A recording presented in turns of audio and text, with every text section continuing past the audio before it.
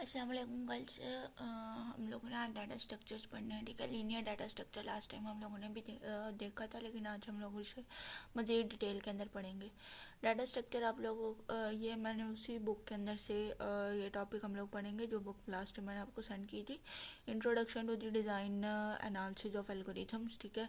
अब data structure आप लोग को पता क्या होता है कि data structure can be defined as a particular scheme of organising related data items. The nature of data items is dictated by a problem at hand. अच्छा जी, डाटा स्ट्रक्चर आपके पास क्या होता है? एक पर्टिकुलर स्कीम होती है डाटा को ऑर्गेनाइज, डाटा आइटम्स को ऑर्गेनाइज करने के लिए। तमाम डाटा आइटम्स की क्या नेचर होती है कि वो एक प्रॉब्लम के ऊपर ही होते हैं, ठीक है, रिलेटेड होते हैं एक दूसरे के साथ, एक दूसरे के साथ किसी न किसी चीज़ के अंदर रिलेट कर रहे होते हैं। They can range from elementary data types. आप लोग के डाटा स्ट्रक्चर्स के अंदर डाटा जो आइटम्स हैं वो इंटीजर के भी हो सकते हैं, करैक्टर्स के भी हो सकते हैं। डाटा स्ट्रक्चर्स आपके पास वन डायमेंशनल भी हो सकती हैं अरे की, उसके अलावा और भी आप लोग डाटा स्ट्रक्चर्स को इस्तेमाल कर सकते हो, वो हम लोग आगे पढ़ेंगे साथ साथ कौन कौन से डाटा स्ट्रक्चर्स आपके पास क्या आते हैं। सबसे पहले आता है linear data structure. Last time हमने लीनियर डाटा स्ट्रक्चर के बारे में पढ़ा था। लीनियर डाटा स्ट्रक्चर के बारे में लास्ट टाइम हमने पढ़ा था। लीनियर डाटा स्ट्रक्चर के अंदर कौन कौन सी चीज़ें आ जाती हैं? इंपॉर्टेंट एलिमिनेटरी डाटा स्ट्रक्चर और दी अरे एंड लिंक्ड लिस्ट, दो इंपॉर्टेंट इसके अंदर डाटा स्ट्रक्चर आ जाते हैं। एक आपके पास अरे है और दूसरा आपके पास लिंक्ड लिस्ट है। अरे के अंदर हमारे पास वन डायमेंशनल अरे की उन्होंने एग्जांपल पहले दी हुई है, the sequence of n items. N items मतलब अरे के अंदर जो भी आपके पास साइज होगा वो आपके पास एन नंबर ऑफ आइटम्स होगा of the same data type. एक जैसे डाटा टाइप के एन नंबर्स ऑफ आइटम्स आपके पास अरे में होते हैं, continuous in computer memory and made accessible bye specifying the value of the अरे इंडेक्स। अरे के इंडेक्स से आप लोग हर एक अरे का आइटम को जो है वो एक्सेस करते हो। अरे के इंडेक्सेस कहाँ से स्टार्ट होते हैं? इधर बिटवीन ज़ीरो और n-1। पहला इंडेक्स नंबर आप लोग के पास हमेशा ज़ीरो का होता है, ज़ीरो आइटम का इंडेक्स नंबर होता है। इंडेक्स नंबर जाते कहाँ तक है? n-1 तक जाते हैं। फॉर एग्जांपल आपके अरे 10 की अरे का साइज 10 है, तो अरे में से आप लोगों ने 1 माइनस कर देना, तो लास्ट डाटा आइटम्स आपके पास 9 का होगा। Some computer language allow an array index to range between two integers bound slow and high. कभी कभार हमारे पास कुछ कंप्यूटर लैंग्वेजेस के अंदर आपके पास अरे के अंदर दो चीज़ें, दो टर्म्स इस्तेमाल होती हैं, लोअर बाउंड और हायर बाउंड। लोअर बाउंड और हायर बाउंड डाटा आइटम्स कौन से होते हैं? इंटीजर दो हिस्सों के अंदर आप लोग के इंटीजर की वैल्यूज़ को जो है वो डिवाइड कर दिया जाता है। एक आप लोग का मिड पॉइंट होता है, मिड पॉइंट के जो लेफ्ट साइड के ऊपर होते हैं वो आप लोग के पास लोअर बाउंड होते हैं और जो राइट साइड के ऊपर होता है वो हायर बाउंड होता है। एंड सम और permitted non numerical indicate to specify. जो नॉन न्यूमेरिकल आपके पास क्या उसे कहते हैं एंट्रीज होती है ना, उसके अंदर लोअर और हायर बाउंड नहीं होता, लेकिन जो आपके पास न्यूमेरिकल एंट्रीज होती हैं उसके अंदर लोअर और हायर बाउंड हो सकते हैं, ठीक है।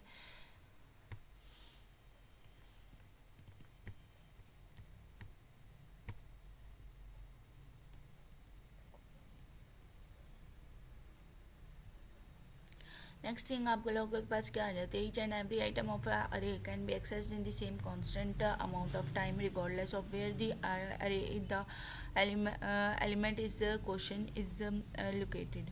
अरे के अंदर आप लोगों का हर एलिमेंट एक जैसा ही टाइम लेता है एक्सेस होने में, उसका टाइम जो होता है वो same constant amount of time होता है, ठीक है। ये चीज़ इसके ऊपर असर नहीं डालती कि आपका आइटम्स जो है वो कौन से किस जगह के ऊपर लोकेट है, ये चीज़ इसके ऊपर इम्पैक्ट नहीं डालती। दिस फीचर पॉजिटिवली डिस्टिंग्विश अरे फ्रॉम लिंक लिस्ट। यही जो आप लोग का फीचर है वो अरे को लिंक लिस्ट है बहुत ज़्यादा डिफरेंट जो है ना वो करता है। उन दोनों के अंदर यही फ़र्क है कि अरे के अंदर आप लोगों के पास हर एक डाटा आइटम को एक्सेस करने का टाइम जो है वो इक्वल होता है, लेकिन लिंक लिस्ट में आपके पास ऐसा नहीं होता। अरे और used for implementing a variety of other data items. Prominent among them is the string, a sequence of character from an alphabetic terminated by a special character indicating string ends. Okay, अरे के अंदर ज़्यादातर आप लोगों के पास string के data items को store किया जाता है। स्ट्रिंग के डाटा आइटम कौन से होते हैं? लाइक सीक्वेंस ऑफ करेक्टर्स, ठीक है, कोई भी हो सकता है, नेम ऑफ कंट्रीज हो सकता है, नेम ऑफ स्टूडेंट्स हो सकता है, नेम ऑफ सब्जेक्ट्स हो सकता है, क्लासेस हो सकता है, दोज और दी मोस्ट इम्प्लीमेंटेड डाटा जो कि अरे के अंदर सेव किया जाता है। अगली चीज़ है स्ट्रिंग का compose of zeros and ones और कॉल्ड बाइनरी स्ट्रिंग और बिट स्ट्रिंग्स। जो स्ट्रिंग्स आप लोगों के पास 0 और 1 की फॉर्म में होती है उनको बिट स्ट्रिंग या फिर बाइनरी स्ट्रिंग बोला जाता है। बाकी कल हमारे पास है यहाँ पे और चीज़ें नहीं है इसके बारे में और इम्पोर्टेंट। आप लोग ये नीचे वाली जो लाइन है वो आप लोग स्किप भी कर सकते हो, ठीक है। इसका डाटा ना हम लोगों ने यहाँ तक ही करना था।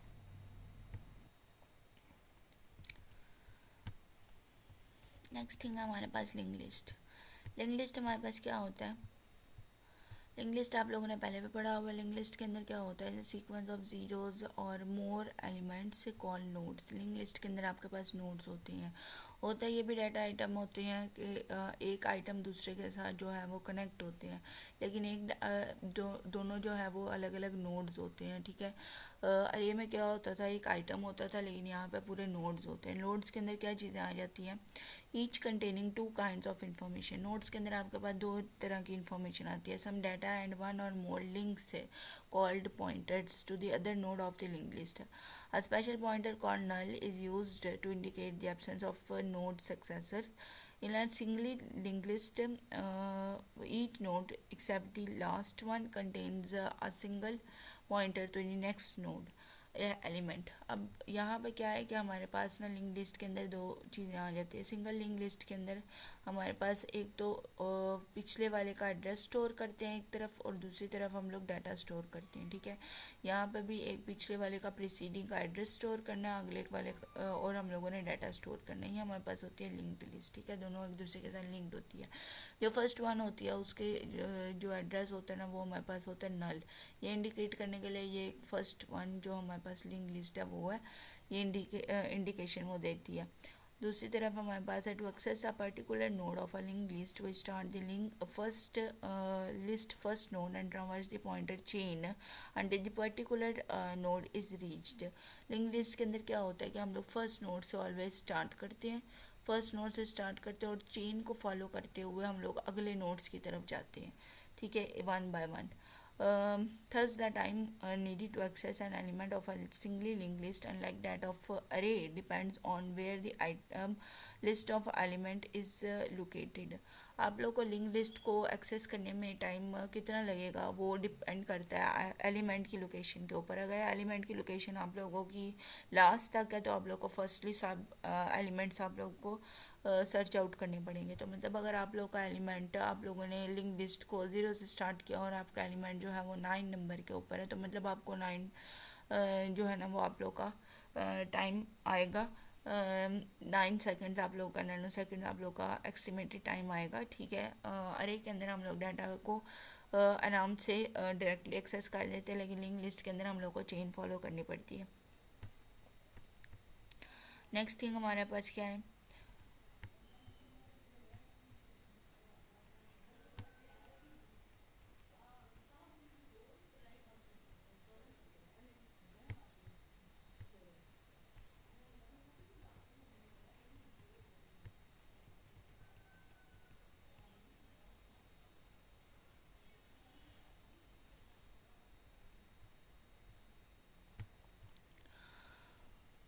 ओके गाइस, हमारे पास नेक्स्ट थिंग आ जाती है doubly link list. Doubly link list क्या होता है कि इसके अंदर लिंक लिस्ट के अंदर एक्सटेंशन होती है डब्ली लिंक लिस्ट की, in which every node except the first and the last contains pointer to both its successor and predecessor. Link list क्या कर रही थी कि उसने सिर्फ 2 ही नोड बनाए हुए थे। एक के अंदर आप लोग एड्रेस स्टोर करवा रहे थे,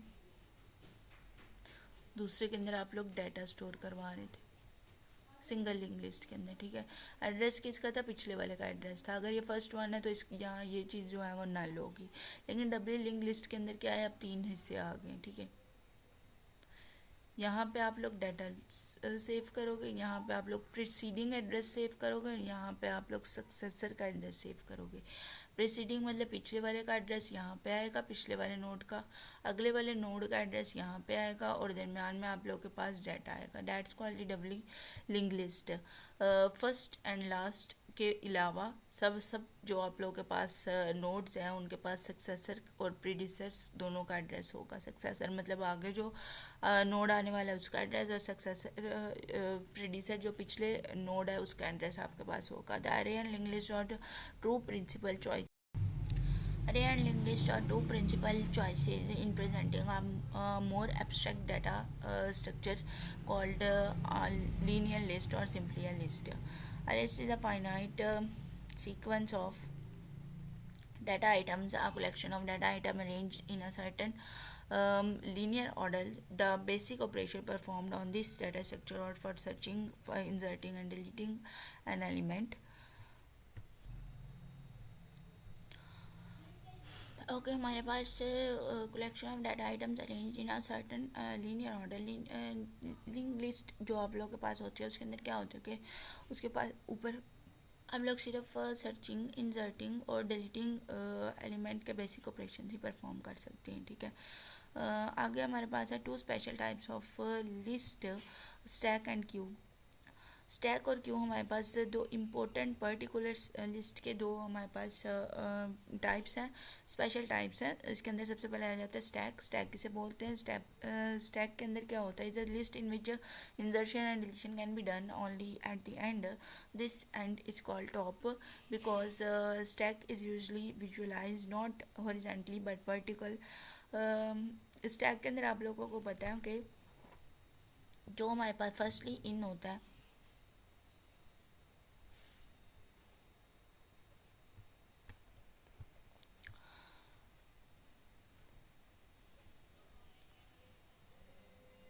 जो हमारे पास फर्स्टली इन होता है वो डाटा आइटम आप लोगों के पास बिल्कुल स्टार्ट के अंदर आ जाता है, ठीक है। उसके बाद एक और डाटा आइटम आप लोगों के पास इन होता है, ठीक है। उसके बाद एक और डाटा आइटम आपके पास इन होता है। अब स्टैक के अंदर आप लोगों ने जब अगर डिलीशन का ऑपरेशन परफॉर्म करना हो ना तो ये आपके पास वर्टिकली परफॉर्म होता है। वर्टिकली का मतलब क्या है कि आप लोगों के पास इस तरह से परफॉर्म होता है, ठीक है। फर्स्ट आप लोग थर्ड को डिलीट करते हो, फिर आप लोग सेकंड को डिलीट करते हो एंड देन लास्ट को डिलीट करते हो। ये आप लोगों के पास क्या है? लीफो का फैशन है, ठीक है। लीफो फैशन आप लोगों का लीफो जो मैनर है वो इस्तेमाल किया जाता है, ठीक है। लास्ट इन फर्स्ट आउट, जो भी आपके पास लास्टली इन हुआ है, जैसे कि थर्ड आपके पास लास्टली इन हुआ है वो आपके पास फर्स्टली आउट होगा। तो ये इस तरह से हम लोग स्टैक को इम्प्लीमेंट करते हैं। आगे हमारे pass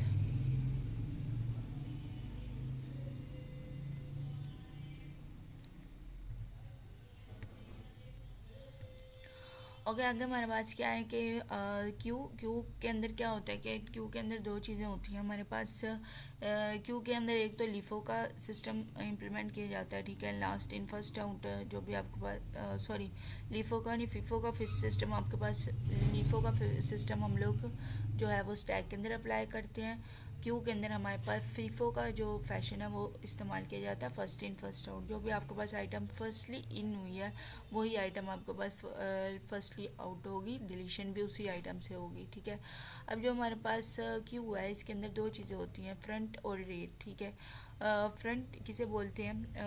on the other hand is a list from which element are deleted from one end of the structure is called the front end new items elements are added to the other end is called the रेर।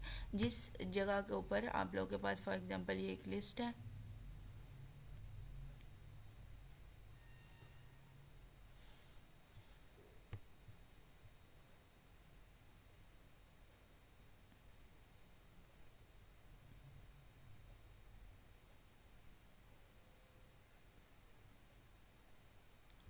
Okay जी। जब भी आपके element delete होंगे वो first in first out का fashion है, क्योंकि तो स्टार्ट में ज़ीरो से आपके एलिमेंट्स डिलीट होंगे। जहाँ पे आप लोग की डिलीशन होती है वो एंड होता है आप लोग के पास फ्रंट कि उसके अंदर, उसे हम बोलते हैं फ्रंट। और जहाँ पे आप लोगों की डिलीशन होती है वो एंड आप लोगों के पास होता है रेर, सॉरी जहाँ पे आप लोग का एडिशन, आप लोग कोई एलिमेंट इंसर्ट करते हैं उस एंड को हम लोग रेर बोलते हैं। एलिमेंट जब भी आपके क्यू से डिलीट होंगे वो ज़ीरो से स्टार्ट होंगे, मतलब फर्स्ट से स्टार्ट होंगे, उसे हम फ्रंट बोलेंगे। और जब भी ऐड होंगे वो लास्ट में ऐड होंगे, उसको हम रेर बोलेंगे, ठीक है। ये होता है फ्रंट और रेर। फ्रंट और रेर का जो ऑपरेशंस जहाँ पे परफॉर्म होते हैं उस मेथड को तो फ्रंट और रेर बोला जाता है, लेकिन उनके ऊपर जो ऑपरेशंस परफॉर्म होते हैं तो उसको फ्रंट के ऊपर जब ऑपरेशन परफॉर्म होता है तो उसको डी क्यू बोला जाता है, और रेर के ऊपर जब ऑपरेशन परफॉर्म होता है तो इसको इन क्यू बोला जाता है, ठीक है। डी क्यू डिलीशन के लिए और इन क्यू इंसर्शन के लिए, ठीक है। अब सो आप लोगों को इसकी समझ आ गई। अब सब लोग किसी समझ आ गई होगी। नेक्स्ट हम लोग देखेंगे। ओके नेक्स्ट यहाँ पे हमारे पास छोटी सी डेफिनेशन है एक प्रायोरिटी क्यू की। प्रायोरिटी क्यू हम लोगों ने पहले भी पढ़ा हुआ, ऑपरेटिंग सिस्टम के अंदर भी ये चीज़ आई थी, ठीक है। Data structure that seeks to satisfy that needs of such application is called a priority queue. Priority queue is a collection of data item from a totally ordered universe, most often integer or real numbers. अब यहाँ पे क्या होता है कि सबसे पहले कुछ एप्लीकेशन होती हैं जो कि एलिमेंट्स आइटम्स को सिलेक्ट कर लेती हैं और अपने अपनी एक प्रायोरिटी क्यू बना लेती हैं, ठीक है। Among a dynamically changing set of candidates priority queue बना लेती हैं ऐसा डाटा स्ट्रक्चर के अंदर। फॉर एग्जांपल आप लोगों के पास एप्लीकेशन उसकी एप्लीकेशन आपके पास गैलरी की भी है, आप लोगों के पास फ़ोन की एप्लीकेशन भी है, गेम की एप्लीकेशन भी है, लेकिन सबसे ज़्यादा प्रायोरिटी किसको मिलेगी? फ़ोन, मतलब किसी का अगर फ़ोन आए तो सबसे ज़्यादा प्रायोरिटी उसी एप्लीकेशन को मिलेगी। जो भी चीज़ आप लोग कर रहे हैं उसको निगलेक्ट करके आप लोगों को दूसरे बंदे की कॉल जो है वो शो करवाई जाएगी। तो आप लोगों के पास जो क्यू है उसके अंदर एक प्रायोरिटी क्यू का भी एक फीचर आ जाता है। प्रायोरिटी क्यू के अंदर आप लोग अपनी प्रायोरिटी हाईएस्ट प्रायोरिटी वाली एप्लीकेशन का एक सेट बना लेते हैं और देन आप लोग का मोबाइल उन एप्लीकेशन के सेट के ऊपर ज़्यादा अच्छे से काम कर रहा होता है, ठीक है। अगर कोई सिस्टम नोटिफिकेशन आ रहा है वो उसे भी हाईएस्ट प्रायोरिटी मिल जाएगी, तो वो आपके पास प्रायोरिटी क्यू के अंदर ही सेव होगा। प्रायोरिटी टू क्यू के ऊपर आप लोगों के पास सिंपल ऑपरेशन आप लोग सिर्फ लगा सकते हैं, like finding its largest element, कोई उसका लार्जेस्ट एलिमेंट उसके अंदर से ढूंढ सकते हैं, लार्जेस्ट एलिमेंट को डिलीट कर सकते हैं, आप लोग नया एलिमेंट ऐड कर सकते हैं। फॉर एग्जांपल अगर आप लोगों के पास फ़ोन की एक ऐप थी लेकिन आप लोगों ने उसे डिलीट करके एक नई फ़ोन की ऐप की है, तो मतलब आप लोगों ने अपनी प्रायोरिटी क्यू के अंदर एक नया एलिमेंट जो है वो ऐड अप किया है। या आप लोगों के पास प्रायोरिटी क्यू है। लास्ट वन यहाँ पे हीप की भी डेफिनेशन आपके पास आ रही है।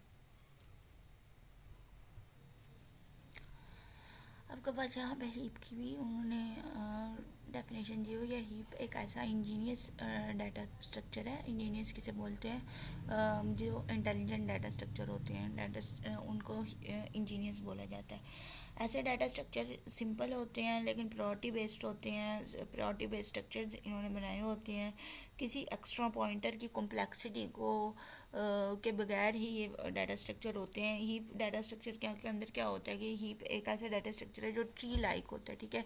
उसके अंदर आप लोगों के पास सबसे पहले पेरेंट नोड आता है, उसको फिर दो आप लोगों के पास चाइल्ड नोड्स आते हैं। इस तरह से आपके पास हीप जो है ना वो प्रेजेंट किया जाता है, ठीक है। हीप को आगे हम लोग मज़ीद इसकी डिटेल्स के अंदर इसको पढ़ेंगे, लेकिन अभी इसकी बस इतनी डेफिनेशन यहाँ पे है।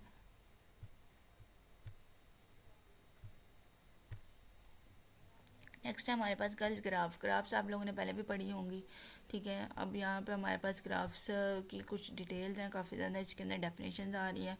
As mentioned in the previous section, a graph is informally thought of as collection of points in the plane called vertices and nodes. Graphs के अंदर आपके पास वर्टिसेस आ जाते हैं, नोड्स आ जाते हैं। वर्टिसेस और नोड्स एक ही नाम है, दोनों अल्टरनेट नेम्स हैं, ठीक है। जैसे फॉर एग्जांपल ये आपके पास नोड नंबर 1 है, या आपके पास वर्टिस नंबर 1 भी कहलाएगा, नोड नंबर 1 भी कहलाएगा। Some of them are connected by line segment called edges or arcs. Graphs के अंदर एक नोड दूसरे नोड से एक एजेस या फिर आर्क्स के साथ कनेक्ट होता है। Formally a graph G is equal to V और ई। अब यहाँ पे हमारे पास एक ग्राफ को किस तरह से रिप्रेजेंट किया जाता है? ग्राफ को G is equal to V E से रिप्रेजेंट किया जाता है। What is mean by V E? V आप लोगों के पास वर्टिसेस होते हैं और ई जो है वो आप लोगों के पास नंबर ऑफ एजेस होते हैं। वर्टिसेस मतलब आप लोगों के पास कितने नोड्स हैं, और एजेस आप लोगों के पास कितनी लाइंस आप लोगों ने उस नोड्स को कनेक्ट करने के लिए यूज़ की गई हैं। हम लोग नीचे इसके लिए एक एग्जाम्पल देखेंगे।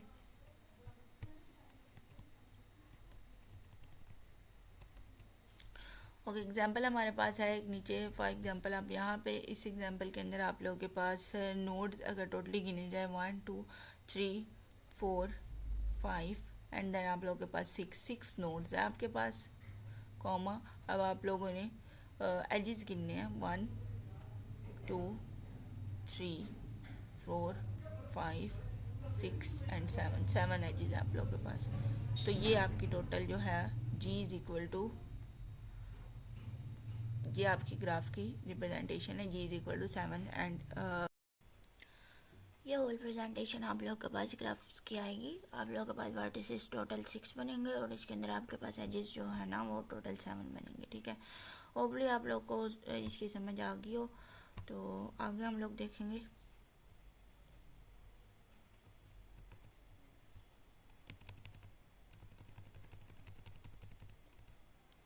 आगे वाला पॉइंट गर्ल्स आप लोगों ने ध्यान से समझ लिया। आगे हमारे पास क्या है, a pair of vertices u and v। Pair of vertices u and v is the same as the pair of vertex u v और u। यहाँ पे नोड और वर्टिसेस की बात नहीं की जा रही, यहाँ पे डायरेक्शंस की बात की जा रही है। ये आपके पास पेयर ऑफ वर्टिसेस हैं, ठीक है। यहाँ पे और अनऑर्डर्ड, अगर आपके पास पेयर ऑफ वर्टिसेस अगर आप लोगों के पास अनऑर्डर्ड तरीके से पड़े हों, मतलब यहाँ पे आपके पास a है, ठीक है, वो आपके पास कनेक्ट है b के साथ। अब यहाँ पे u और v क्या है, u आप लोग के पास एक स्टार्टिंग पॉइंट है जहाँ से आप लोग की ग्राफ स्टार्ट होगी, और v जो है ना उस स्टार्टिंग पॉइंट के ऊपर साथ जो भी नोड आपके पास कनेक्ट हुआ, यू हमारे पास अगला जहाँ पे ज्वाइनिंग हुई होगी वो हमारे पास जो जिसके साथ जिस नोड के साथ वो ज्वाइन हुआ होगा वो यू हमारे पास वो पेयर है। वी हमारे पास स्टार्टिंग का पेयर है, और यू हमारे पास जिस पेयर के साथ वो ज्वाइन हुआ होगा स्टार्टिंग पॉइंट वो हमारे पास वो पेयर है, ठीक है। अनडायरेक्टेड ग्राफ के अंदर U V U and U V U का पेयर एंड यू वी का पेयर, ये दोनों ही एक जैसे होते हैं, दोनों एक दूसरे के इक्वल होते हैं। इक्वल कैसे होते हैं कि अगर आप लोग देखो कि ए आपका स्टार्टिंग है वो आपके पास वी हो गया, और वो किससे कनेक्ट है, बी से, ठीक है। बी आप लोग का अगला नोड है, ठीक है, नेक्स्ट नोड है जिसके साथ बी आपके पास कनेक्ट है। यहाँ पे अगर इसको देखा जाए तो बी आपके पास क्या है, नेक्स्ट नोड था, और बी आपके पास किसके साथ कनेक्ट है, स्टार्टिंग नोड ए के साथ, ठीक है। तो ये वाली भी आपके पास चीज़ एक जैसी आ रही है, ये चीज़ भी एक जैसी आ रही है। अनडायरेक्टेड के अंदर कोई डायरेक्शन स्पेसिफाई नहीं की जाती, तो इसलिए दोनों ही नोड एक दूसरे के साथ कनेक्ट होते हैं, इसलिए आपके पास pair of V U and pair of U V दोनों एक जैसे ही आते हैं, ठीक है। तो दैट्स कॉल्ड अनडायरेक्टेड एजेस, ठीक है। अनडायरेक्टेड एजेस के अंदर दोनों की डायरेक्शन वाज़ह नहीं होती, तो दोनों ही एंड पॉइंट्स आपके पास इक्वल आते हैं। आगे हम लोग बात करते हैं डायरेक्टेड ग्राफ्स की। अनडायरेक्टेड ग्राफ्स के बारे में ही लिखा हुआ है आगे, ठीक है, डिटेल के अंदर। तो वैसे आप लोग यहाँ तक भी कर सकते हैं डायरेक्टेड ग्राफ्स को। तो आगे हम लोग देखते हैं डायरेक्टेड ग्राफ्स। डायरेक्टेड ग्राफ्स के अंदर क्या होता है, डायरेक्टेड ग्राफ्स के अंदर आप लोगों का वी यू जो होता है वो यू वी से इक्वल नहीं होता, दोनों पेयर्स एक दूसरे के बिल्कुल भी इक्वल नहीं होते। यहाँ पे जैसे यू वी है is not equal to the pair of the V U, ठीक है। कैसे इक्वल नहीं होते कि फॉर एग्जाम्पल आपके पास ए ही है, ठीक है, और वो बी को साथ कनेक्ट है। अब जब कनेक्ट है ना तो यहाँ पे आ रहा है आपके पास एरो हेड, आप लोगों के पास एज का हेड और एज की टेल वाज़िया होगी, ठीक है। ये एज का आपके पास हेड है जो एरो हेड आपको नज़र आ रही है, ये आपके पास जो है वो एज की टेल है। तो जब आपके पास टेल और हेड दोनों ही वाजे हैं तो आप लोग को पता चल रहा है कि ए बी के साथ कनेक्ट है, बट बी ए के साथ कनेक्ट नहीं है। तो यहाँ पे अगर हम लोग करें पेयर ऑफ यू वी, अगर हम लोग देखें तो हमारे पास यू क्या है, हमारे पास हमारे पास वी आपके पास यू हमारे पास स्टार्टिंग, और वी हमारे पास जो है वो सेकंड वन, सॉरी यहाँ पे हमारे पास उल्टा हो गया, वी हमारे पास जो है वो आपके पास स्टार्टिंग वन है, और यू हमारे पास जो है वो सेकंड वन है। वी हमारे पास जो है वो सेकंड वन है, ठीक है। तो अब यहाँ पे क्या होगा कि दो नोड्स हैं हमारे पास, अगर यू हमारे पास स्टार्टिंग वन है, सॉरी वी यू हमारे पास स्टार्टिंग वन और ये हमारे पास है वी, ओके। यू हमारे पास स्टार्टिंग वन है और बी हमारे पास सेकंड वन है। अच्छा यहाँ पे ना स्टार्टिंग और सेकंड वन का ना इतना इन दोनों डिफरेंस नहीं है, आप लोग इन दोनों को दो ही एजेस कहा जा सकता है, ठीक है। तो पेयर आप लोगों का यू वी भी बन सकता है, वी यू भी बन सकता है, मतलब इसका यही है कि दो एजेस आप लोगों ने लेने हैं। यू आप लोगों के पास अगर आप लोग यू को पहले लिख रहे हो तो मतलब आपके पास U as a starting edge बन जाता है, एज अ स्टार्टिंग नोड बन जाता है। अगर आप वी को पहले लिखते हो तो वी आपके पास एज अ स्टार्टिंग नोड बन जाता है, ठीक है। तो इसके अंदर स्टार्टिंग और एंडिंग का कोई इतना कॉन्सेप्ट नहीं है, तो आप लोगों ने भी उसको एज अ नोड ही इन दोनों को जो है वो लेके चलना है। तो मैं एज अ पेयर अगर u और v का पेयर लेकर चलती हूँ, ठीक है, ये वाला पेयर जो है ये एज अ, मैं इसको प्रूव करने के लिए इसको लिखती हूँ, तो हमारे पास u जो है वो a बन जाएगा, v जो है वो हमारे पास b बन जाएगा। अब हम लोगों ने क्या प्रूव करना है कि G u v is not equal to v and u। अब हम लोगों ने ये चीज़ प्रूव करनी है। अब इस चीज़ के अंदर हम लोगों ने ना नोट्स को सेट कर लिया, u हमारे पास a है और v हमारे पास b है, ठीक है। अब क्योंकि यहाँ पे हमारे पास हेड, हम लोगों ने एज का हेड और हमारी एज की जो टेल है वो हम दोनों चीज़ें स्पेसिफाई कर दी हैं, तो हमें पता चल रहा है कि ए जो है वो बी के साथ कनेक्ट है, बी ए के साथ कनेक्ट नहीं है। आप लोग ए से बी की तरफ जा सकते हो बट बी से आप लोग ए की तरफ नहीं जा सकते, तो that's called the directed graphs, इसे डायरेक्टेड ग्राफ्स कहा जाता है। तो यू वी आप लोगों के पास क्या है, ए बी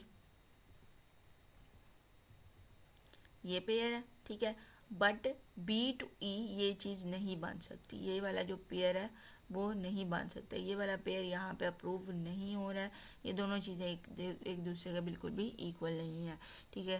डायरेक्टेड ग्राफ्स को डायग्राफ्स भी बोला जाता है। Normally it is normally convenient to label vertices of a graph or a digraph with letters integer numbers if an application calls for it character strings. अच्छा जी, ये आप लोगों के पास एक कन्वीनियंट वे है कि आप लोग डायरेक्टेड ग्राफ्स के ऊपर ही आप लोग उसकी कोई नंबर लिख दें ताकि आप लोग को ये भी चीज़ वाज़ह हो जाए कि कितने जब भी एप्लीकेशन उसको कॉल करेगी तो करेक्टर स्ट्रिंग्स कितने आ जाएंगी। इस करेक्टर स्ट्रिंग्स को मोस्टली कॉस्ट भी बोला जाता है। आप लोगों ने पहले भी इसको किया होगा कि ग्राफ के आगे ऊपर अगर 6 लिखा हुआ तो ए से बी तक जाने की कॉस्ट आप लोगों के पास 6 है, तो यहाँ पे जो कॉस्ट है ना उसको करेक्टर स्ट्रिंग्स का नाम दे दिया गया, ठीक है। अब यहाँ पे हमारे पास एक फिगर है जिसके अंदर हमारे पास 6 वर्टिसेस और 7 एजेस हैं।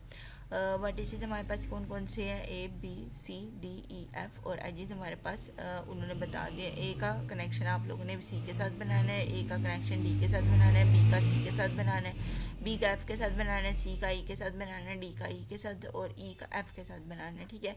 जो उन्होंने आप लोगों को एजेस दिए हुए हैं, जो 7 एजेस का आप लोगों को पेयर दिया हुआ है यू और वी का, उसी पेयर के मुताबिक आप लोगों ने चलना है। आप लोगों ने अपने से पेयरिंग नहीं करनी है, ठीक है, बिल्कुल भी। तो फिगर 1.6 देखेंगे। ओके जी, फिगर 1.6 आप लोगों के पास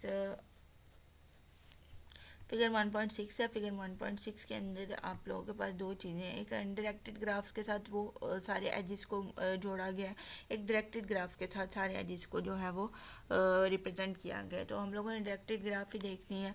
डायरेक्टेड ग्राफ के अंदर ऊपर हम लोगों ने देखा था कि ए का पेयर सी के साथ होना चाहिए, ठीक है, वही चीज़ हुई हुई है, ए का पेयर सी के साथ है। फिर नेक्स्ट बी का पेयर जो है वो सी के साथ बनाएगा और उसके बाद बी का एफ के साथ बनाएगा। तो ये पूरे एजेस उन्होंने दिए हुए हैं, ठीक है, ये एजेस आप लोग देख सकते हैं और इसके मुताबिक आप लोगों ने फिर आगे ग्राफ बनानी होती है। तो नेक्स्ट वन हमारे पास है लूप्स। अगर जो ग्राफ है वो अपने ही नोड के साथ बार बार लूपिंग कर रहा हो ना, तो उस लूप को किस तरह से बनाते हैं, जैसे कि आप लोगों के पास है, ये बात नहीं होती कि ग्राफ के अंदर आप लोग लूप को रिप्रेजेंट नहीं कर सकते। आप लोग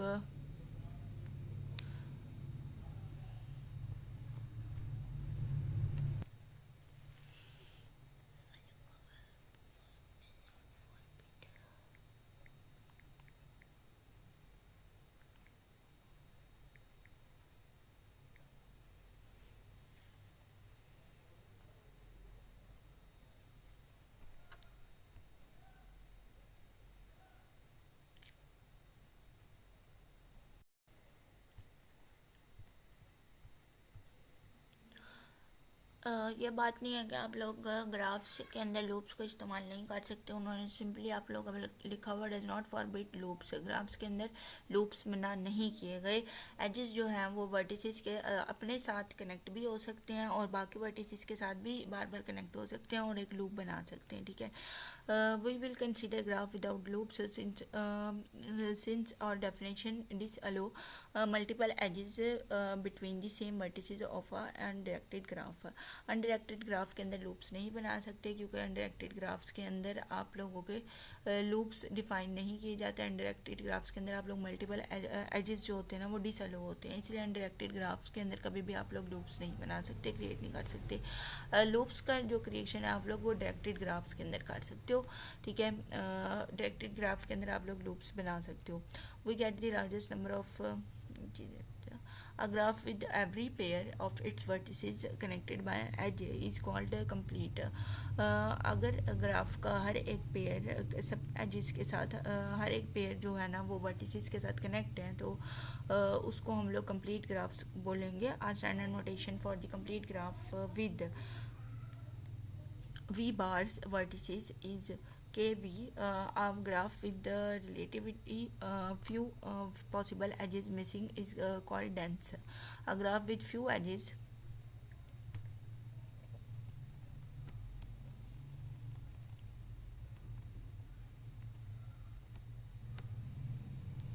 A graph with few edges relative to the number of vertices, it's called sparse।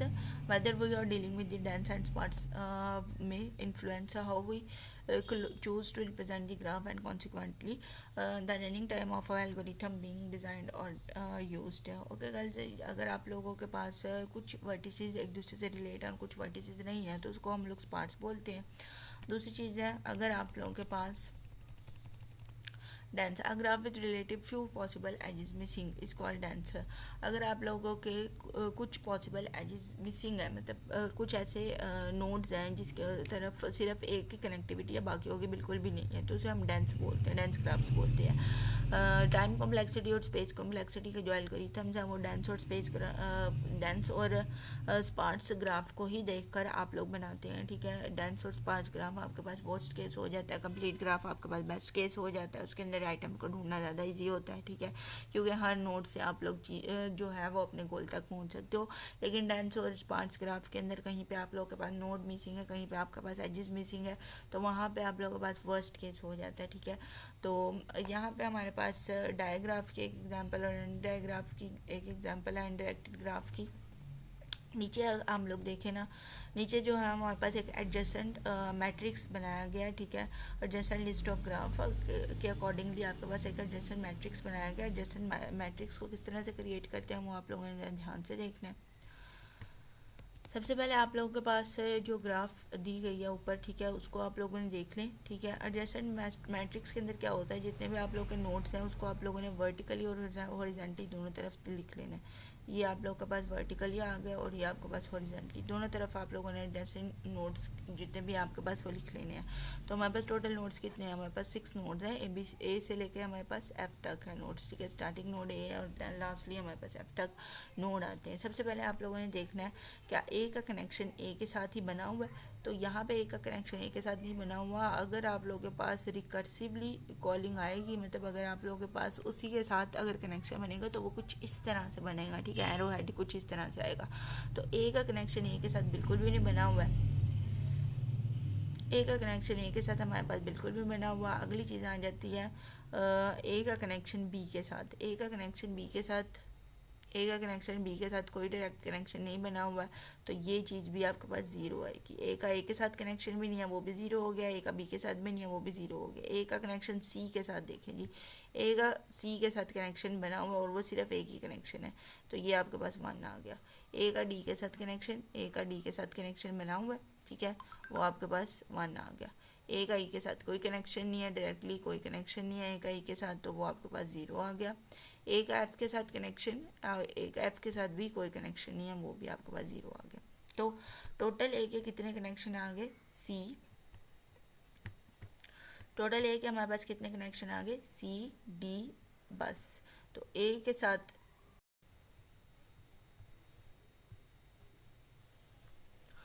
और ये ए के साथ आप लोगों के पास सी का एक पेयर बन गया और उसके बाद डी का बन गया। क्यों, क्योंकि इधर हमारे पास ए के अंदर यहाँ पे 1 आया था, उसके बाद वहाँ यहाँ पे 1 आया था।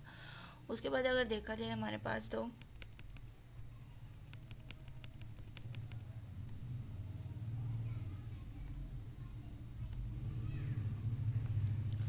उसके बाद देखा जाए तो यहाँ पे अगर बी को देखें तो बी का कोई डायरेक्ट नहीं बनता ए के साथ, ठीक है, डायरेक्ट पेयर नहीं बनता ए के साथ, बी के साथ भी नहीं कोई डायरेक्ट पेयर बन रहा। उसके बाद बी का सी के साथ एक ये वाला पेयर बन रहा है, ठीक है, कनेक्ट हो रहा है उसके साथ, तो वहाँ पे आपके पास 1 आ गया। बी एक तरफ एफ के साथ कनेक्ट है तो यहाँ पे एफ के साथ कनेक्ट 1 आ गया, बाकी के साथ आपके पास 0 0 आ गया, ठीक है। तो ये बी का आपके पास डायरेक्टली सी के साथ आ रहा है और बी का एफ के साथ आ रहा है। तो ये हमारे पास होते हैं एडजेसेंट मैट्रिक्सेस, एडजेसेंट, और ये साथ में हमारे पास एडजेसेंट लिस्ट है, ठीक है। तो होप सो आप लोग को इसकी चीज़ की समझ आ गई होगी। तो नेक्स्ट हम लोग देखेंगे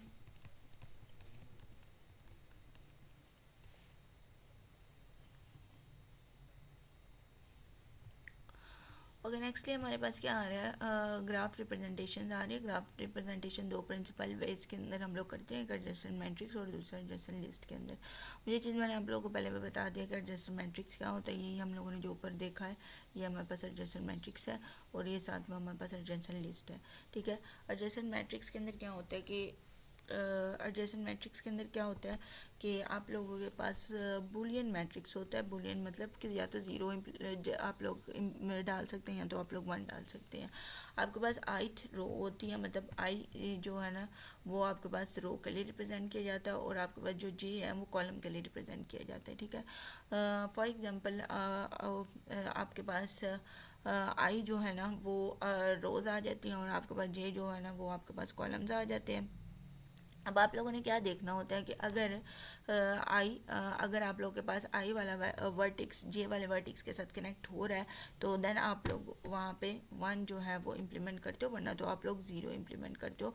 अगर कोई भी उनका डायरेक्ट कनेक्शन दरम्यान में नहीं बन रहा तो आप लोग 0 इम्प्लीमेंट करते हो, ठीक है। तो यहाँ पे हमारे पास क्या है, अगर आप लोगों के पास ये ज़ीरो आई की जो वैल्यू है वो 0 से अगर आपके पास बड़ी है या फिर उसकी इक्वल है, ठीक है, और जे की वैल्यू आपका टोटल नंबर आपके पास जितने भी वर्टिसेस हैं या फिर आप लोगों के पास जितने भी नोड्स हैं उसको अगर माइनस करें और जे की वैल्यू उससे छोटी है, ठीक है, अगर आप लोगों के पास ये रूल फॉलो हो रहा है तो आप लोगों के पास के जो जितने भी वर्टिसेस हैं वो इक्वल आते हैं। आई जे मतलब रोज़ और कॉलम्स आपके पास इक्वल आती हैं जे और आई के, ठीक है, रोज़ और कॉलम्स के।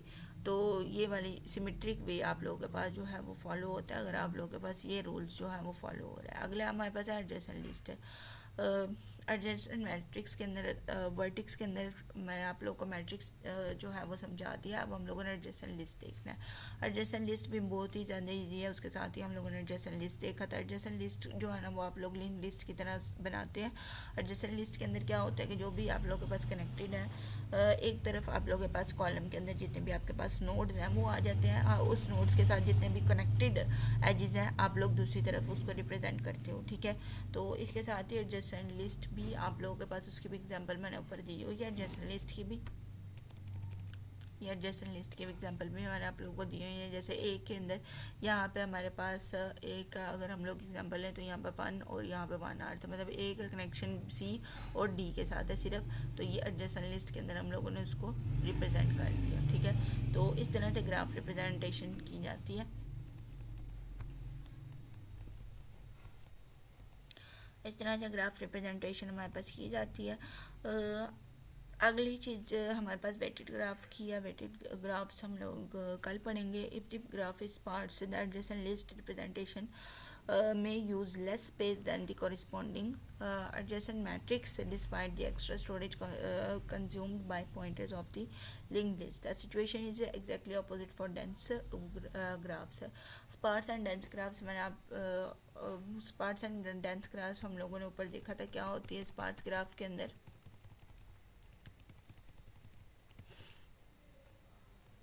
डेंस ग्राफ के अंदर क्या होता है कि possible edges missing. Dense graph के अंदर कुछ एजेस मिसिंग होते हैं, मतलब कुछ नोड्स के साथ तो बिल्कुल ही कनेक्शन होता ही नहीं ना, कि उनके साथ बिल्कुल ही एजेस जो है वो मिसिंग होते हैं, या फिर एक ही एज कनेक्ट होगा या फिर होंगे ही नहीं, ठीक है, तो उन्हें डेंस ग्राफ कहा जाता है। स्पार्क ग्राफ्स के अंदर क्या होता है कि अ ग्राफ विद